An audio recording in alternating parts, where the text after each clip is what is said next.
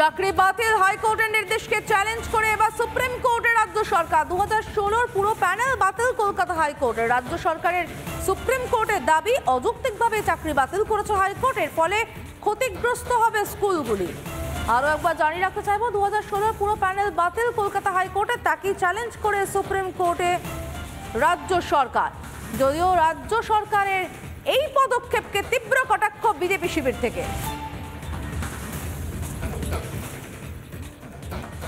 যার অধিকার সবার আছে, কিন্তু আমার মনে হয় যে এর জন্য দায়ী হচ্ছে মমতা বন্দ্যোপাধ্যায়। কারণ কোর্ট বলেছিল আপনারা আটা আর ভুসি আলাদা করে।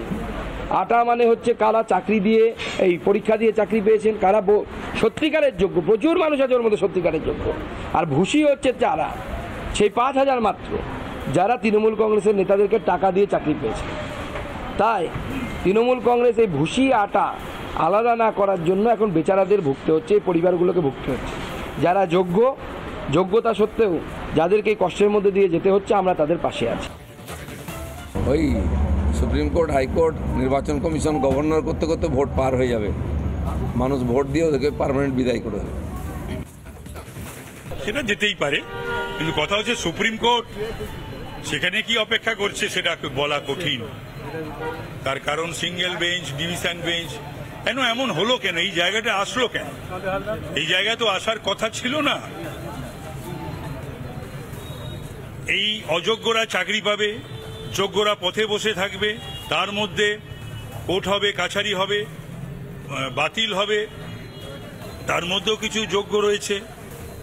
এই পরীক্ষা দেয়নি, অ্যাপ্লিকেশন করেনি, তাদের চাকরি হয় কি করে? ওই আবার সিট বদলায় কি করে?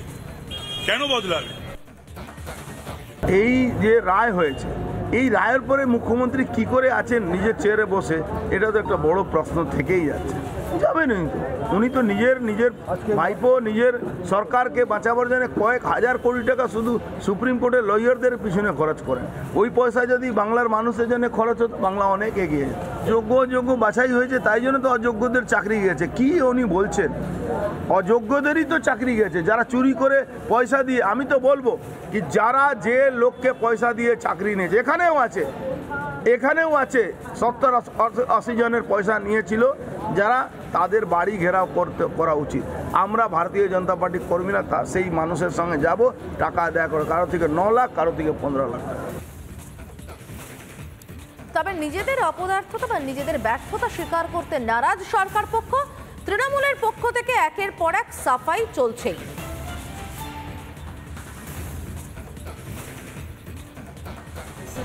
এই মামলাটা বিচারাধীন এই অর্থে যে আপনার স্কুল সার্ভিস কমিশন বলেছে যে আমরা এটা নিয়ে সুপ্রিম কোর্টে যাব, সুতরাং আলাদা আর এটা নিয়ে আমাদের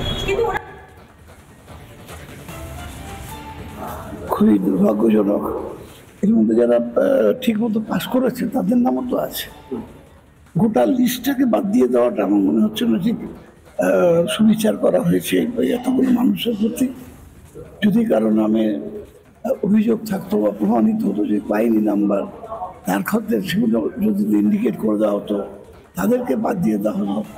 অ্যাজ এ হোল টোটাল লিস্টটাকেই বাতিল করে দেওয়াটা আমার মনে হয়নি ওটা মানে সুবিচার করা হয়েছে বা মানবিক দৃষ্টিভঙ্গিটাকে সঙ্গে রাখা হয়েছে।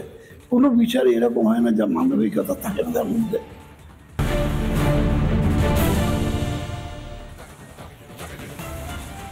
একসঙ্গে এক দলে রাজনীতি করেছেন দীর্ঘদিন, এবার তারই বাড়িতে ভোট চাইতে গেলেন বিরোধী দলের রাজনীতির খাতিরে।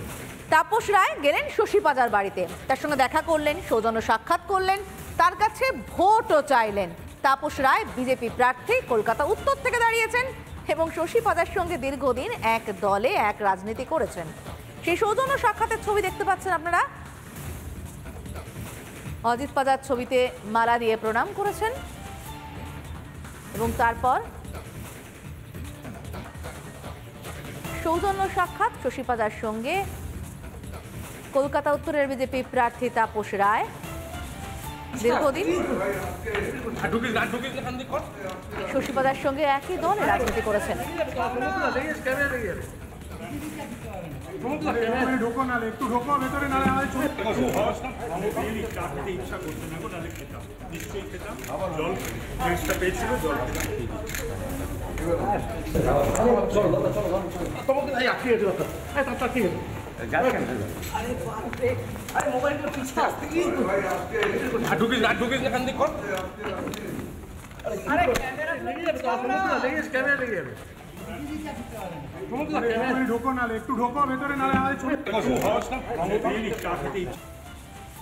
প্রেজেন্টেড বাই ব্র্যান্ডেড কানের মেশিনের একমাত্র চয়েস শ্রবণী।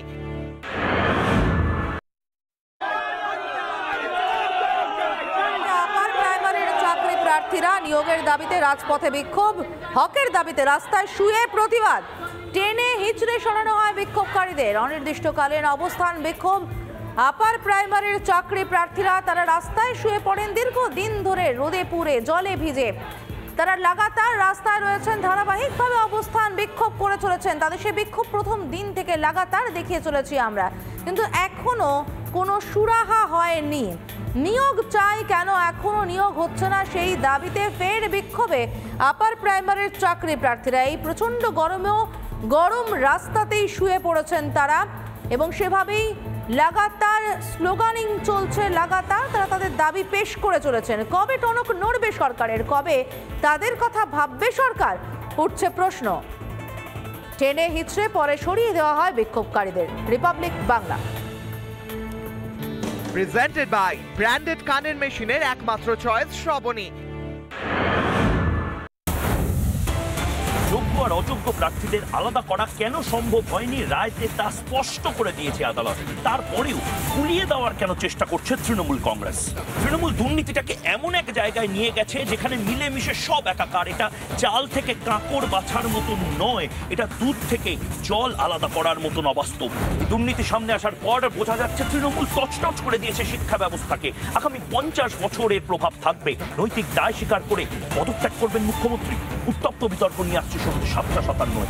মানুষের কণ্ঠস্বর হয়ে জবাব চায় বাংলা।